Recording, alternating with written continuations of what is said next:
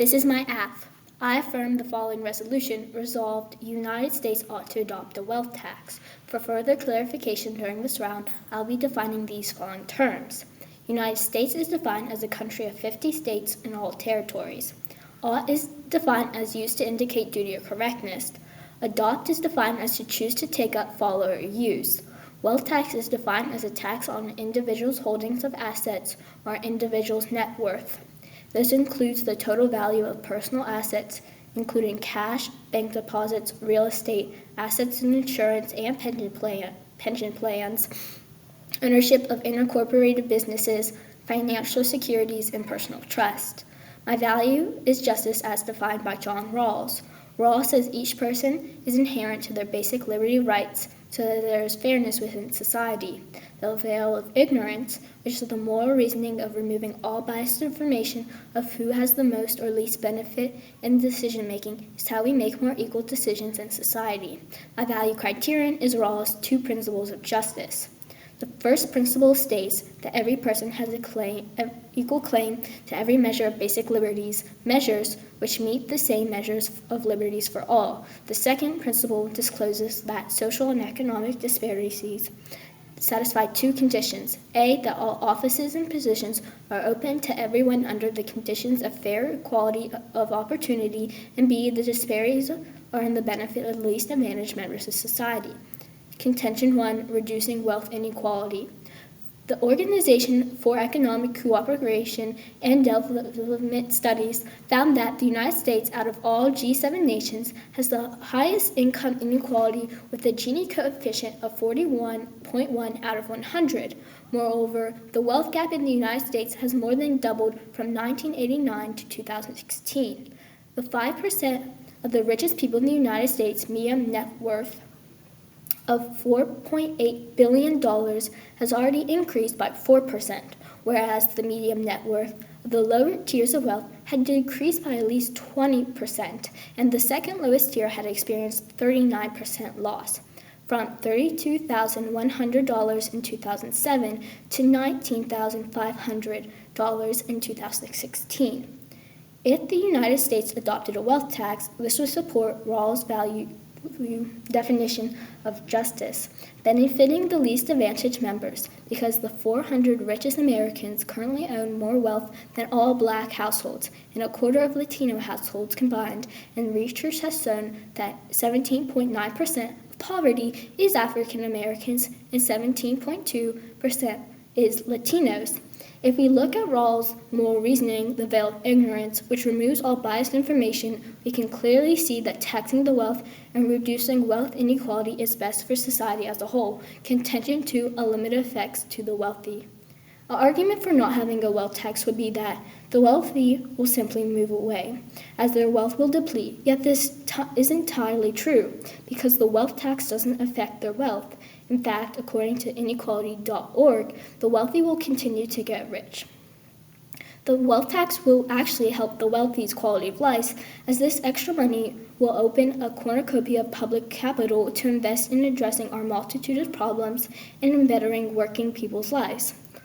A 1% raise on the top 1% would produce $500 billion a year in revenue, or $5 trillion over a 10-year budget calculation demanded for federal legislation, which could lead to a revolution in child rearing, with such plans such as the Build Back Better, which would provide $3,000 per child for virtually all parents, save an average of $11,000 for those now using daycare for preschoolers, and open employment opportunities for those parents with preschoolers who cannot now afford daycare. This would be great for child economic, sociological, and social development, and would transform the economics of parenting, most especially for low and moderate income families. This supports my value, helping the least advantaged members of society, yet keeping the same rights for the wealthy, who is making this just society possible. Contention 3, no way round. The top 1% has a way of avoiding paying their fair share, and the IRS says that they have lost $1.6 trillion in tax revenue. Example of this would be Elon Musk, the richest person in the world, who only pays a small amount of his annual income in in taxes. In a recent year, Musk has got away with paying nothing at all in federal income tax. Another example is Jeffrey Bezos, founder of Amazon and the third richest person in the world, who, just like Musk, has avoided paying taxes by avoiding selling off their vast holdings of stock. This goes against the value of justice, with the rich avoiding paying their taxes, as this takes away money from resources they provide to the public services, infrastructure, and their ways of tackling poverty and equality. With the wealth tax, it would make it much harder to do because this reduces wealth accumulation for low-risk and low-return investments. And it's for these following reasons I affirm today's resolution. This is my neg. I negate the following resolution. Resolve, the United States ought to adopt a wealth tax. For further clarification during this round, I will be defining these following terms. United States is defined as a country of 50 states and all territories. Ought is defined as the use to indicate duty or correctness. Adopt is defined to choose to take up, follow, or use. Wealth tax is defined as a tax on an individual's holding of assets or an individual's net worth. This includes the total value of personal assets, including cash, bank deposits, real estate, assets in insurance and pension plans, ownership of incorporated businesses, financial securities, and personal trust.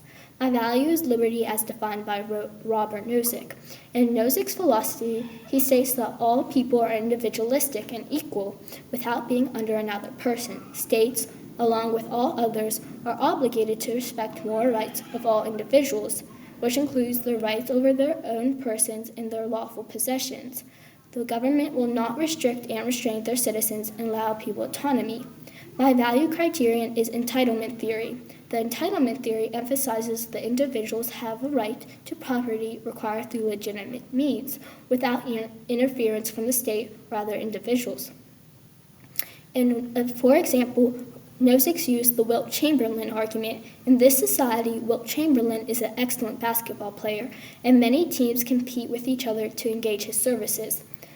Chamberlain eventually agrees to play for a certain team on the condition that everyone who attends a game in which he plays put 25 cents in a special box at the gate, the contents of which will go to him.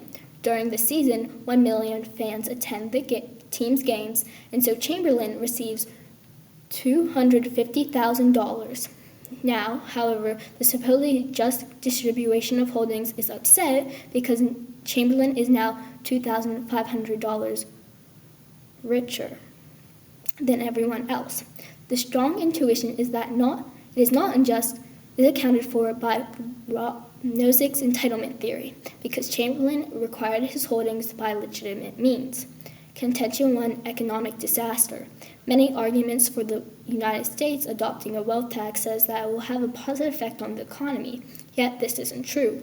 The London School for Economics, when researching a wealth tax in the United States, said that there will be no generated economic growth if we tax the wealthy. In fact, the wealth tax leads to a reduction of wages and stock of capital, destruction of jobs, which leads to problems for all income groups.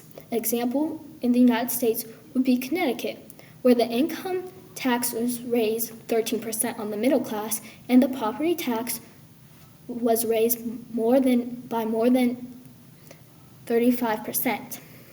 This wealth tax not only affected those being taxed, but costed the economy $10 billion and 360,000 jobs, ultimately straining the labor force by an estimated 362,000 workers. This ties back to the value criterion of the entitlement theory.